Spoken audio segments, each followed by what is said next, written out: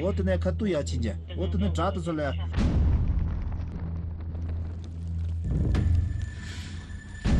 怎么玩？这咋整呀？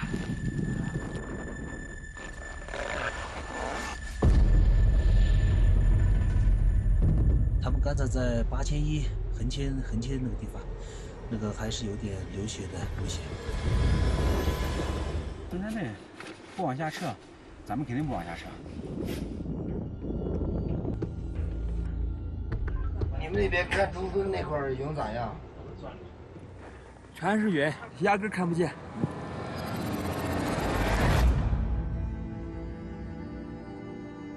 60年前，中国登山者第一次登顶珠穆朗玛峰。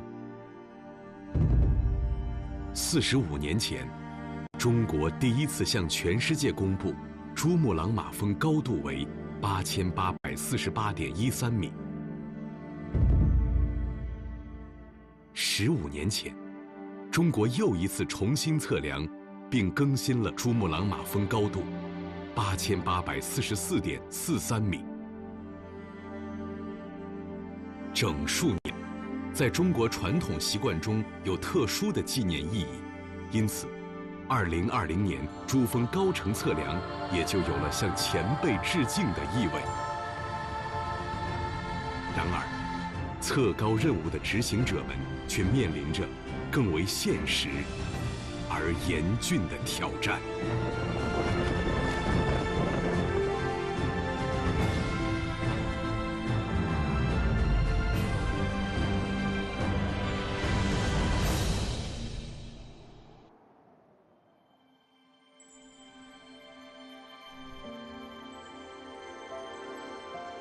2020年，新冠肺炎疫情影响了测量人员和设备的及时到位，最佳测量时机只剩一个黄金5月，成败在此一举。在珠峰北坡，冲顶攀登最后一个理想的补给站和安全保障基地位于海拔6500米。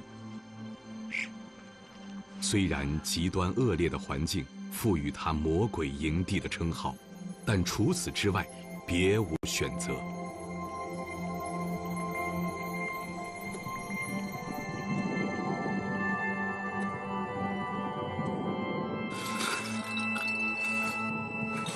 用冰川水煮熟各种半成品食物，为测量队员提供了生命能量。哪怕严重的高山反应令人毫无胃口，也必须强忍着灌下热汤奶茶，吞下说不清味道的饭菜。因为再向高处攀登，就只有冰冷的方便食品了。上3天，然后自己喜欢吃什么自己准备。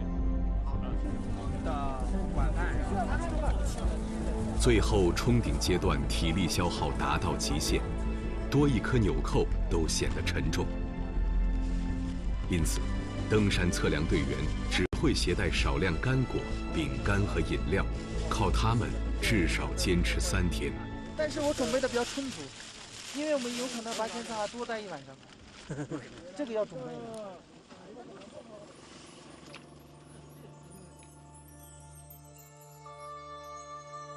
1960年，王富洲、贡布、屈银华3名登山运动员代表中国首次登上珠峰峰顶，开辟了如今登山和科学工作者最为熟悉的北坡传统登山线路。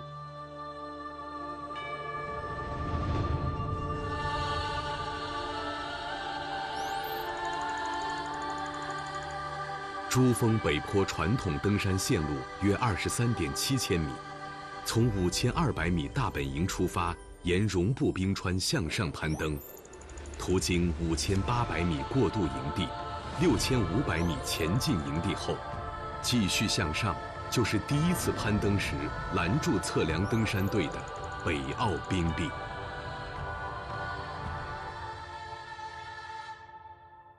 珠峰的整个攀登过程中有3大难关嘛，第一个就是北凹的这个冰壁这一块，平均坡度差不多45度左右，有些地方还要进行横切。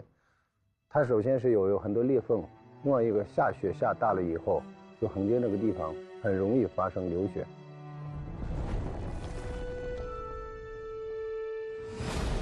雪崩对登山者杀伤力极大，但珠峰登顶第一个突击营地就建在北凹冰壁上，海拔7028米。如果没有悬在头顶的积雪，7028米营地一般会有相对充足的后勤保障，因此，在登山者们看来，从这里开始，攀登珠峰才有了真正的难度。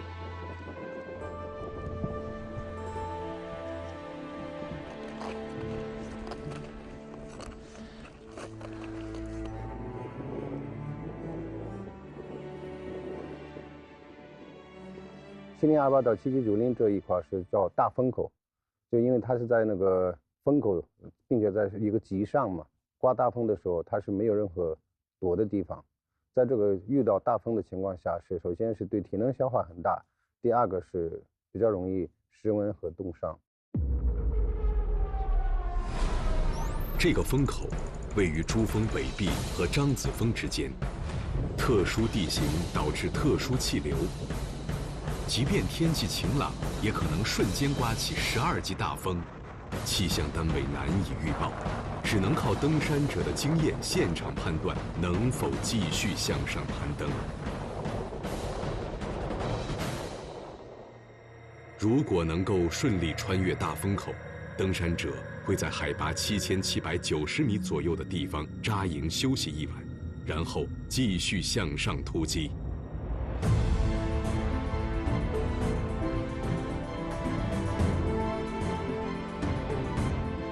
海拔8300米冲刺营地是珠峰登顶最后一个营地，很多登山者抵达这里时体力已经消耗殆尽，但是在这个营地，登山者们的休息时间最少。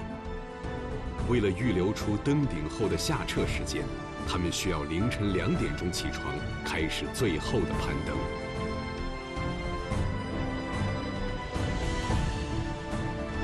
8300米突击完了，有一个是第2台阶，在快到顶峰的时候，还要沿势上第3台阶的一个横切的地方，那个地方相对来说是攀登起来是比较困难。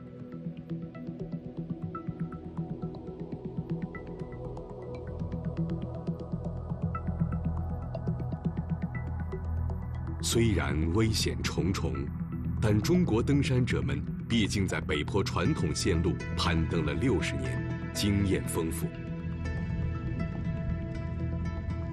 测量登山队事先制定了一个职责分工明确的攀登计划。但是我们登山队来讲的话，它是有建营的，然后我们有指挥组、有后勤组、有修路组、有运输组，然后最后在这些所有的队员里面挑选相对经验比较丰富的、体能比较状态好的、技术相对来说是比较成熟的，最后代表所有的队员、所有的大本营的所有的成员，然后去进行攻顶。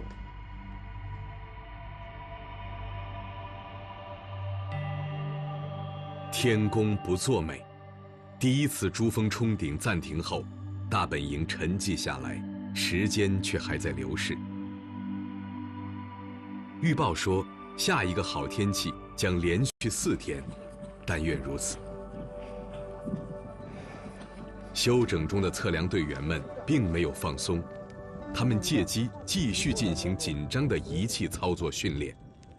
第一次基本上我们从6500米还没有出发的情况下，因为先遣队到了海拔6700、6800米的时候，说有流血的危险，已经撤回来了。就这样错过了第一次机会以后，其实对我们来说还是内心里面还是会有一些紧张的。那在上面作业的时候，咱们通常会几个人挤在这个跟前面？上面2个人负责重力仪，对准山脚下的目标，然后其他人把这个3个绳子拉稳固定好，那就不用这边就松手了啊，就松手了，拉稳固定好，这个就不晃了，这个东西不能晃了啊。测量登山队将要携带参标、重力仪、雪深雷达、和北斗卫星定位仪登上珠峰。为了确保测量成功，测绘队员必须要掌握登山技巧。专业登山队员也要学会操作测绘仪器，而且越快越好。只有这样，才能缩短他们在珠峰峰顶的滞留时间，将登顶测量的危险降到最低。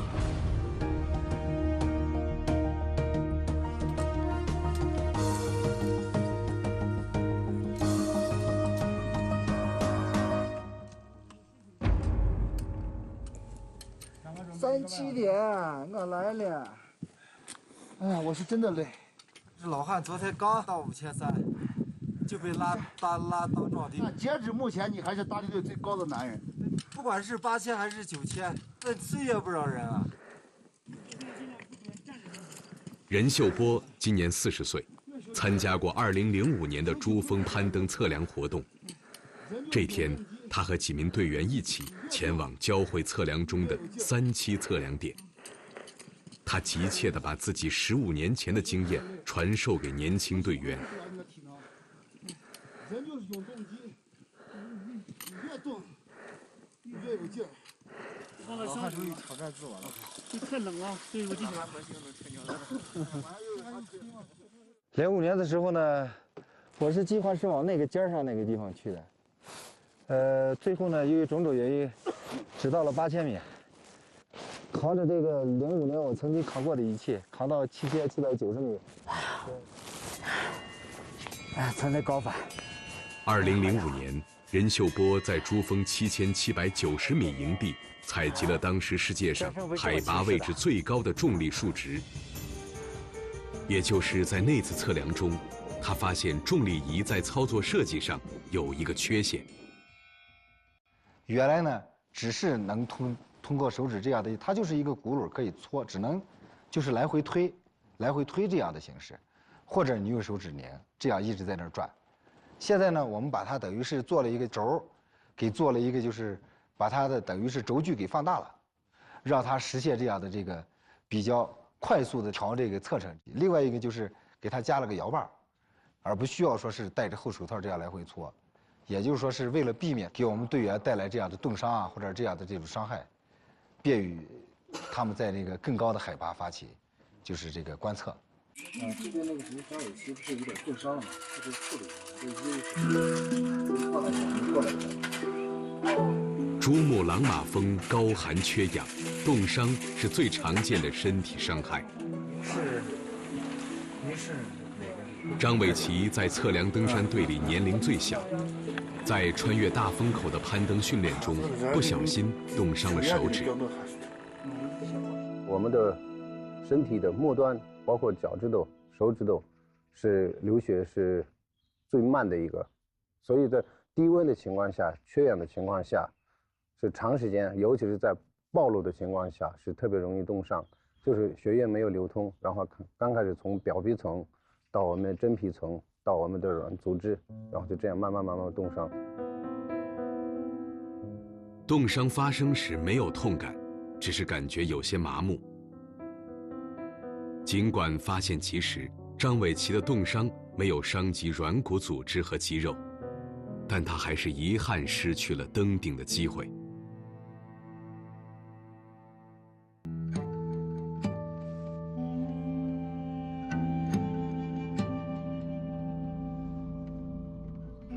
5月19日，离月底只剩12天，测量登山队终于再一次接到出征的指令。呀，手手姐不能当上骨头给的，去教学啊！手手姐去了，不能当上骨头给的，去教学啊！那就是个当上骨头给的，手手姐努力结果的，努力姐手手姐啊！能当上骨头给的，努力姐了，努力姐手手姐当上骨头给的，哦呀，就这个当上骨头给的。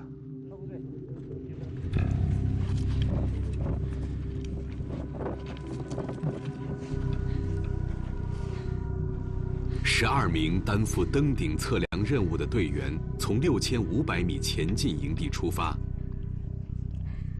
沿着修路组冒雪铺设加固好的绳索向峰顶攀登。天气晴朗，偶尔有乌云飘过，洒落一点雪花，这在珠穆朗玛峰十分正常。后勤给养充足，队员状态良好，一切似乎都很顺利。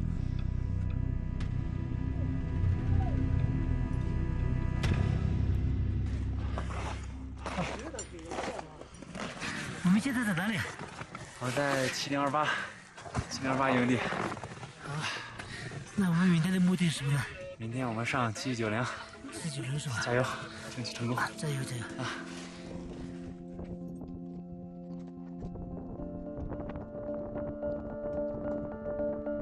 与此同时，交会测量组也分别到达6个预定观测点。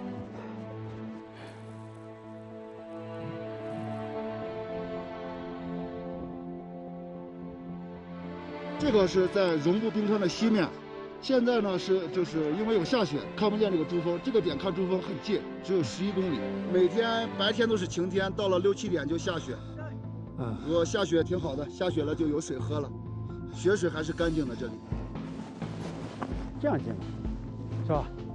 你看他们计划是22号19有个窗口期嘛，所以我们至少要待到23号。好，第4次上来了。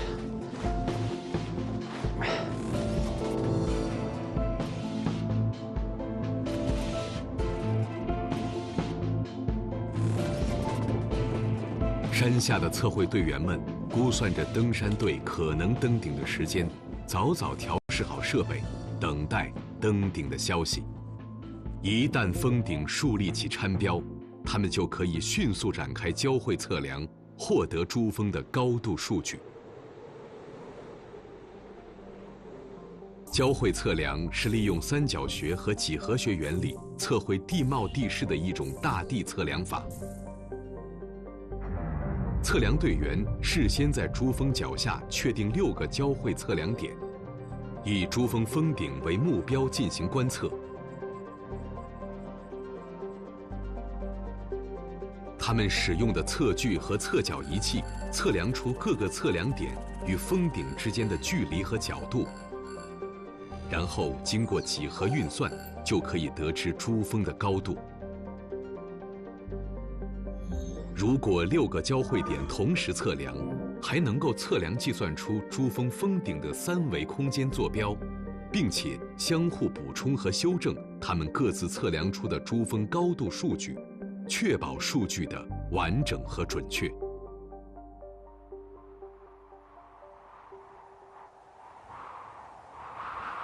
这天，担任组织协调工作的测量登山队副队长4人桑珠提心吊胆等待一晚后，早早来到通信帐等待前方的消息。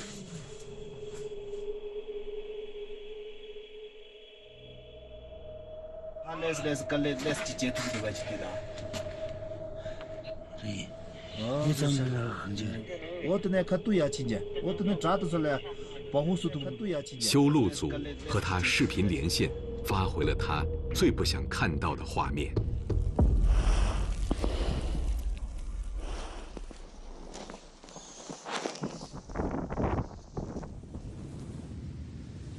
他们到8000多了，现在有一段横切，大横切，那段有一点那个流血的一个迹象，所以那段很难过去，所以我现在让他们又重新修路一下，看想办法。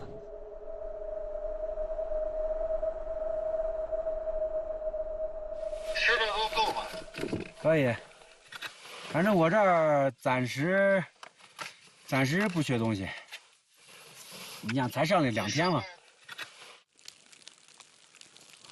就在突击登顶修路组试图打通积雪山脊的时候，珠峰脚下担负交会测量任务的测绘队员也被大雪困住了。一场5月少见的强降雪覆盖了整个珠峰地区。家怎么玩？这咋整呀？啥都看不见了。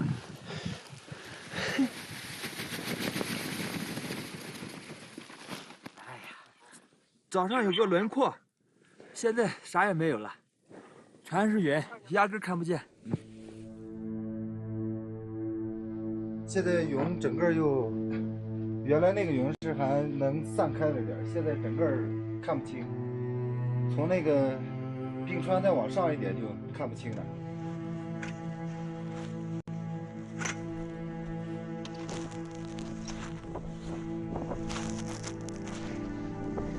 从石头上走，走过可能将近100米不到吧，不行了，特别危险。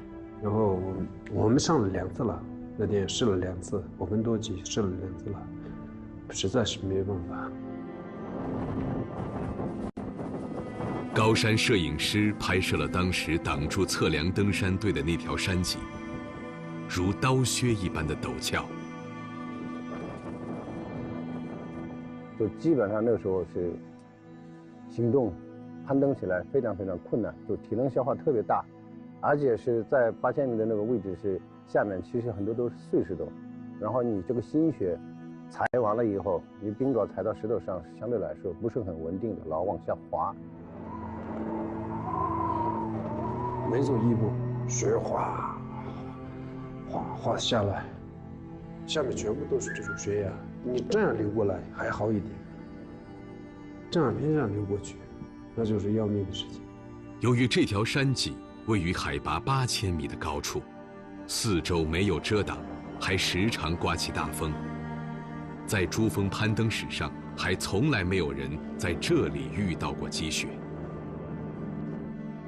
就大雪的这种天气是遇到的很少，它一般是下一阵以后就会停下来，但是那次是连续1个晚上降雪，而且是降雪量非常大，在8000米有1米多的这种积雪是非常非常少见的，所以包括我们很多登山的老前辈听到这种信息的时候，就都有点惊讶。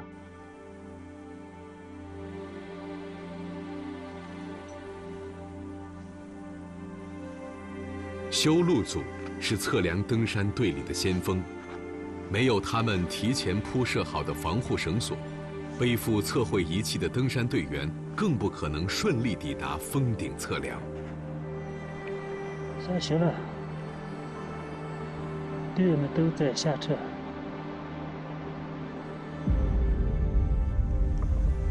整支队伍又一次被迫撤了下来。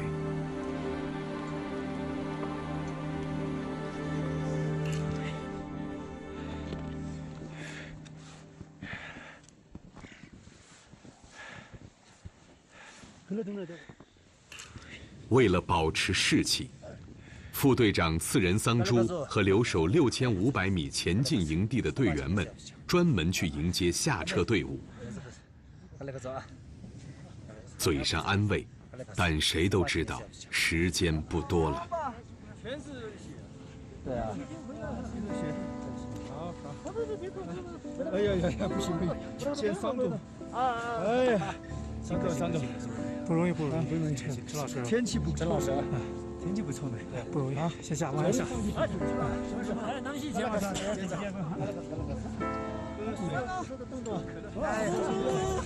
这是原队，享受了。这是原队，这是王伟，哎，王伟，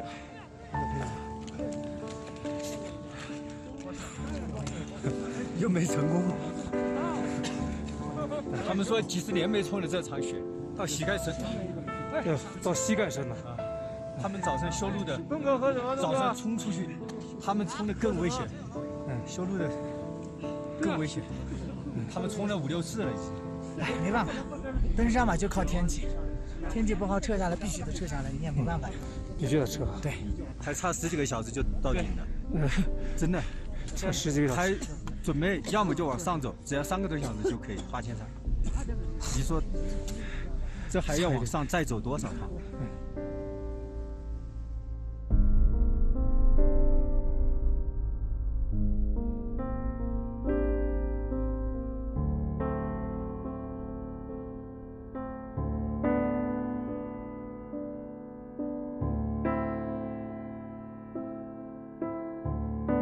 第1次错过了，第2次如果再撤下去，第3次能不能抓住机遇，或者说有没有一个好的窗口期，都是未知数。所以说，尤其是我们的指挥角色来说，是压力是越来越大，然后也是越来越紧张的一个状态。事实上，早在第2次冲顶之前，印度洋上形成的安攀气旋就开始向珠峰移动。人们的心情像浓云一样沉重，随风雪蔓延，这场风暴到底什么时候过去，谁都不好说。现在是这个陈老师的东北一点希望都没有了，今天就撤了。真的啊？啊，然后那个王伟呢，看看明天的情况，如果还很难，王伟往下撤，只要是实力弱都往下撤，好吧？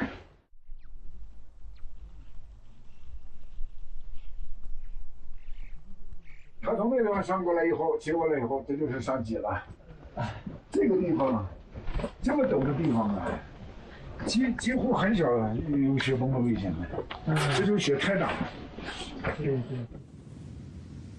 从7790米下撤后，滞留在6500米前进营地的登顶测量队员们心有不甘，等待多久是未知，继续下撤又意味着可能再也没有机会完成此次测量任务了。自5月初开始，2020年珠峰高程测量活动就已经成为国内外关注的焦点。此次测量活动筹备将近1年，担负测量任务的自然资源部第1大地测量队，早在半年前就以国家高等级测绘网为基础，在珠峰外围地区建立了珠峰高程测量控制网，最终将近200人汇聚到珠峰脚下，执行最后的登顶测量任务。至此，已经过去50多天，撤离还是继续坚守？测量登山指挥者面临抉择。我到10点钟，我到登山队营地去了。我一问张志坚主任，我说王队长呢？他说大清早就不见人了，可能出去散步去了，也没人陪。王队长就一个人在那大本营走了有3、4个小时，他把大本营都走了1万多步，量了一圈，他把面积都量出来了。其实他在思考咋样来攻击。这个时候，我想他的压力也是非常大的。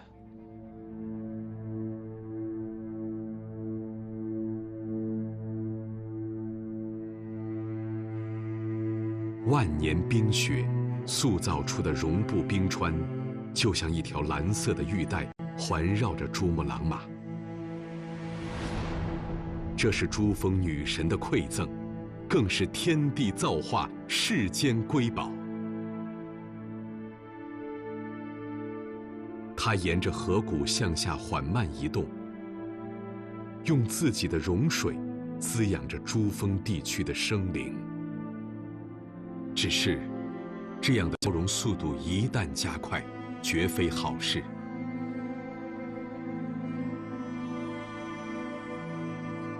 中国科学家研究绒布冰川，竟然发现冰芯中有从南亚大陆飘来的工业污染物。环境污染和全球气候变暖危害美丽的绒布冰川，也会让天气变化出现剧烈的波动。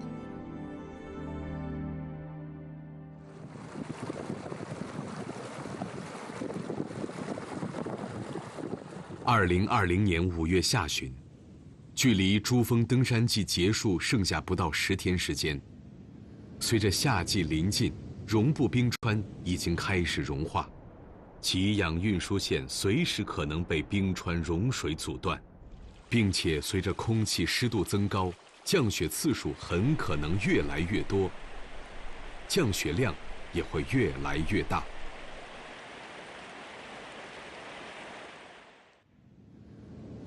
从这个珠峰的这个EC的模式看的话，应该是从明天凌晨开始，这个底层的风阵呢是在减小。从天气趋势上来说，我们前方基本上还是和后方的意见还是比较一致的。获得珠峰局部地区相对准确的天气预报，已经成为决策测量登山队下一步行动的关键。第2次放弃登顶后，日喀则市气象局在珠峰大本营设立了一个临时气象站。我们23号进驻以后呢，就是我们及时跟那个前方这个指挥部进行了沟通交流，及时了解他们这个当前的或者后期的登山活动的一个需求。这个南边这个地方是个对流星气是吧？这可能是什么？因为它专门研究珠峰的这个局部的气候，预报7000米什么风速、什么气温、降雪量。其实我们那时候最关心的2个，一个是大风，还有一个是降雪量。5月24日，距离珠峰攀登季结束只剩1个星期，安攀气旋依旧盘旋在珠峰上空，降雪时断时续。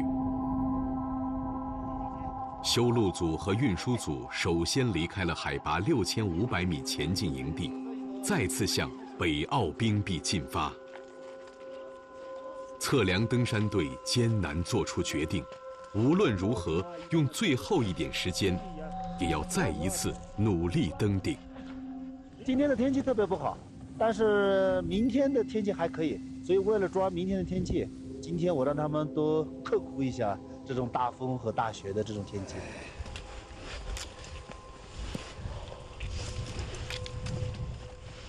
其实，在第2次冲顶失败完了以后，在6500，我跟我们所有的队员也开了一个会，作为一个交流的一种。我说这个第3次机会，如果再没抓住的话，可能给我们的机会没有了。如果这次没有完成这个任务的话，不管是我说登山的工作人员，还是测绘的工作人员，我说这个是将来你无法弥补的一个最大的一种遗憾。自1960年第1次登顶珠峰之后，中国已经先后6次对珠穆朗玛峰进行过测量，其中2次为世人熟知。1975年，中国第1次精确测量珠峰高度，就将测绘餐标带上峰顶。这是世界上首次在珠峰峰顶树立餐标，获得著名的8848.13米珠峰高程数据。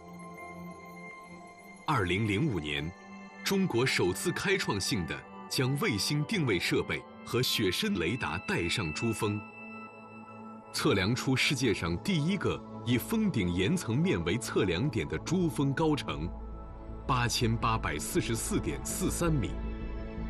这一数字，直到今天还刻在珠峰脚下的纪念碑上。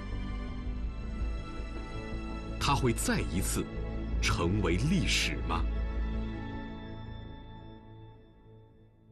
我们要做好从6500米出发3天的这3天里面，不管遇到多恶劣的气候，我们一定要扛过去，才能争取到27号或者28号登顶的这个好的天气。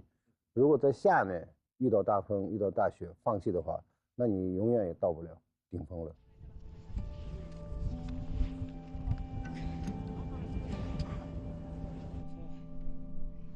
气象预报：虽然安攀气旋正在离开珠峰，但是无论在海拔6500米前进营地，还是在珠峰大本营，都丝毫感觉不到天气的好转。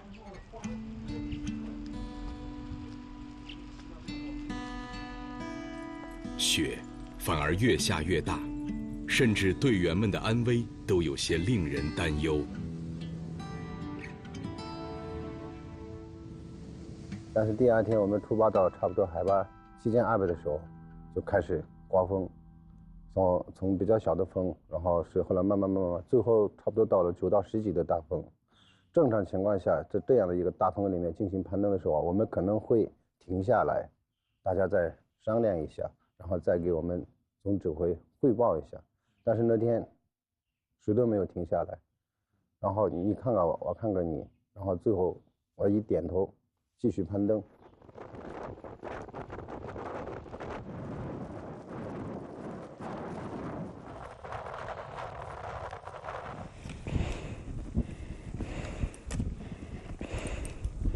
这一天，测量登山队员抵达了7790米营地。狂风让他们用了3个小时才支起御寒的帐篷。就连经验丰富的高山摄影师也已经无法保持画面的稳定。今天我们决定11点准时从集集主力出发，前往八尖山，然后明天的有了一个好的天气，扎西地嘞！我是集集主力的主持大主持，哈哈，今天我做了好吃的，等会有吃的啊！好吃的吃好嘞，马薯、红枣、桃子、昆布、奶茶、酥热，이게 엄청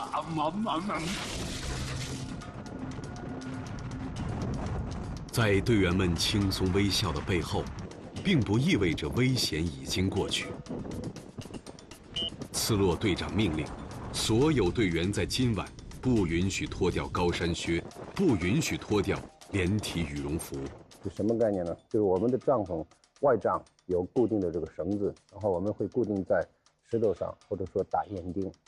但是这个随着这个大风的，因为帐篷也有很多拉链，有可能会把帐篷杆儿吹断的。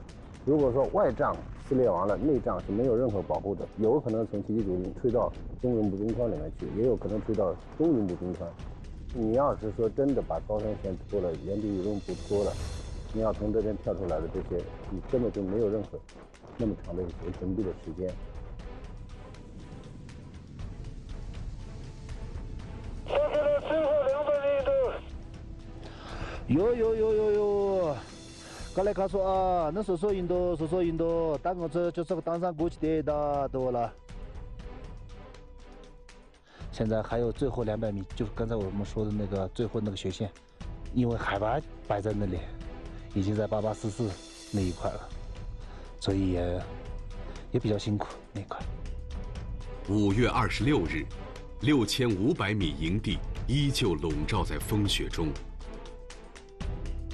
下午4点，修路组传回一个激动人心的消息：攀登绳索已经铺设到了顶峰。前进地上走。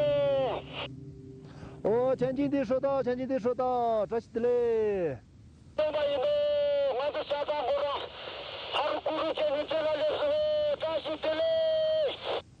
哟，扎西的嘞，印度。来，我们在前进营地的所有人。为这个前进营地的所有人，为我们修路队一起干杯！要站起来！站起来！为了抢出最后的攀登测量时间，修路组采取了超常规的跨营行动。他们放弃了7028米和8300米2个营地的补充休整，奇迹般只用2天时间就完成了原本4天才能完成的修路任务。2天几乎没休息，这2天就是在期间就躺了一下，因为一个是国家任务，所以我们必须要努力，因为这是最后一次。你看，快到6月份了，我们最后一期我们必须要进。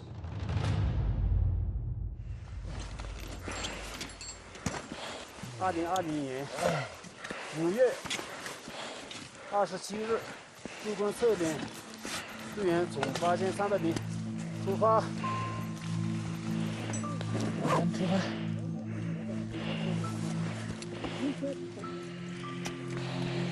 5月27日凌晨2点，海拔8300米的缺氧低压几乎让冲顶队员们一夜无眠。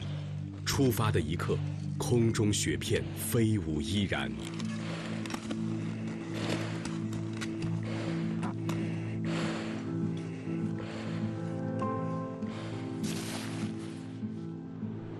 珠峰大本营，新闻记者和留守人员早早起床，开始等待攀登的消息。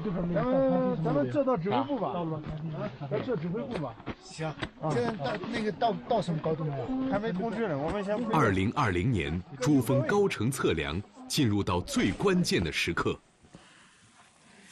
缺氧、喘气、喘气、缺氧。根据登山测量队出发的时间计算，队员们应该在上午9点登上珠峰峰顶。然而天空早已放亮，大本营却迟迟等不到前方的消息。时间一点一点过去，珠峰大本营上空依然云雾漫漫。我在帐篷里边，我就蹲在那个帐篷脚上，别人想采访我也不接受采访，蹲又坐不住，坐不住了又站起来，站起来又蹲下，就是极度的焦躁不安，这种感觉我多少年没有遇到过。我们的指挥，大本营的总指挥，包括所有关注我们这次攀登活动的，是内心里面是特别着急，因为我们在攀登过程中，按正常情况下6个半7个小时是能够到达顶峰的，在这个过程中，这个体能消化比我们预想的时间用的更多。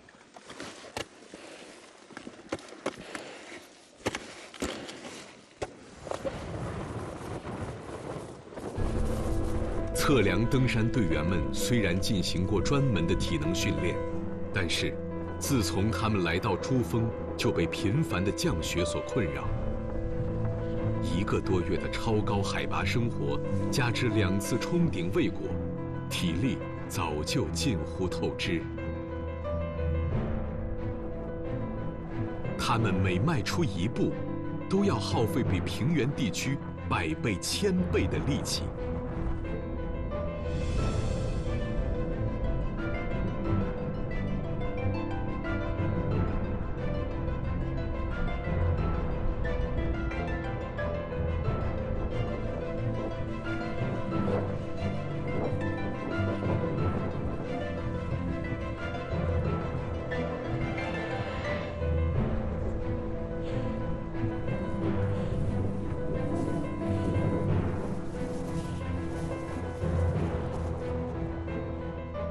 现在呢，我们队员都在这个地方呢，究竟有15分钟还是多长时间不好说了，反正不会超过半小时。高分，能看见人，还没到顶。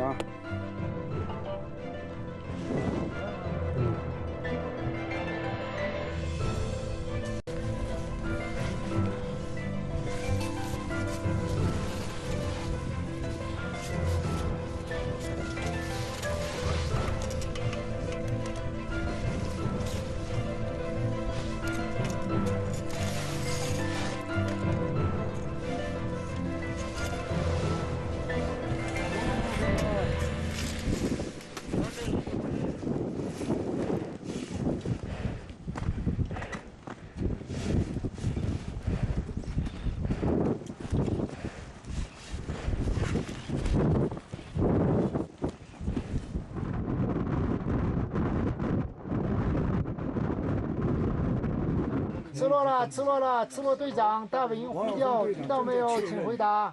你们现在的高度在什么高度？现在的高度在什么高度？那个岩石在上面等了，吃了就是马上就到这个地方。估计还有多长时间到达顶峰？还有多长时间到达顶峰？半个小时。15分钟内吧，15到20分钟内。15到20分钟。OK， 那就不要着急了，我们等着你们的到了顶峰再呼叫大本营。OK。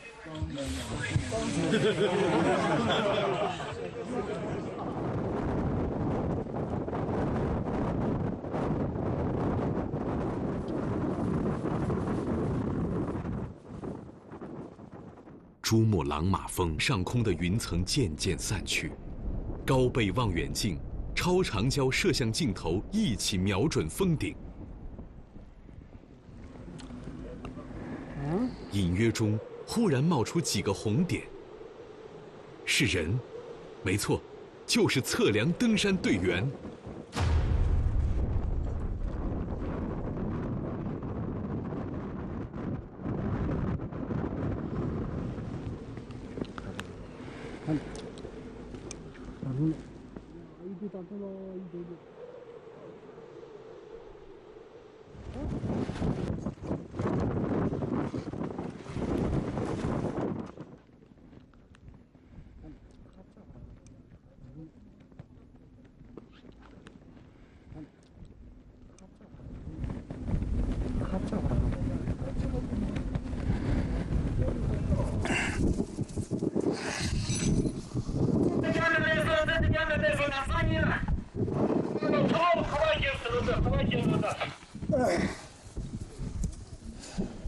你辛苦了。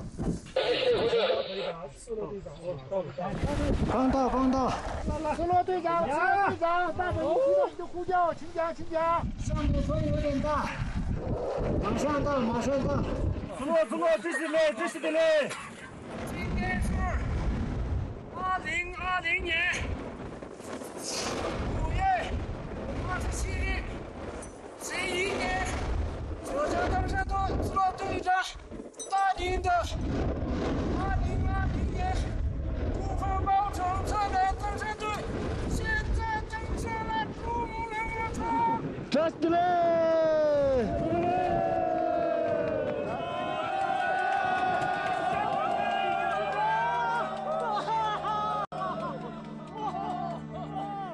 2020年5月27日11时整，中国珠峰测量登山队终于登上了顶峰。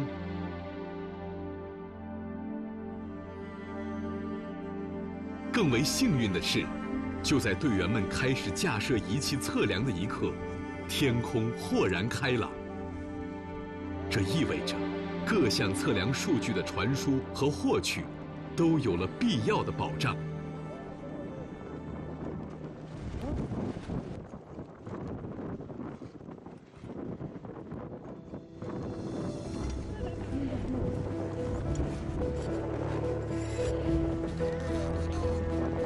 在地球之巅，8名中国测绘登山队员分工明确，相互配合，树立起餐标。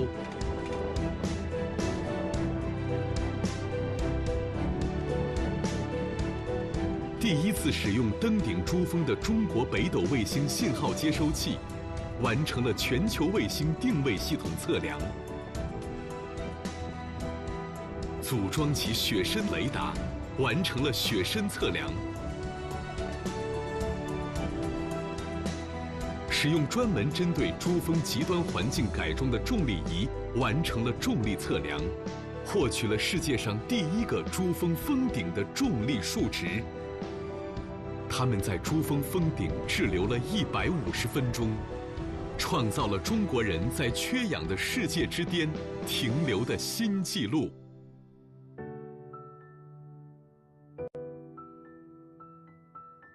此后，在中国和尼泊尔两国专家共同努力下，汇总所有手段的测量数据，经过全面、精确的科学分析与运算，2020年珠穆朗玛峰海拔高度的准确数据脱颖而出。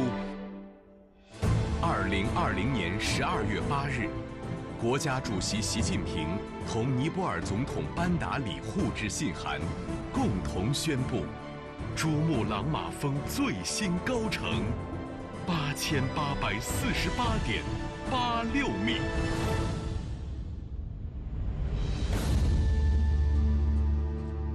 1975年5月27日，中国科学家第一次登顶，精确测量珠峰。而在2020年的5月27日，他们又一次完成了新的测量任务。时间过去了整整45年，在这45年里，珠峰的高程数据越测越准，人们对珠峰的了解越来越多。不变的是，人类认识和探索大自然的坚韧与勇气。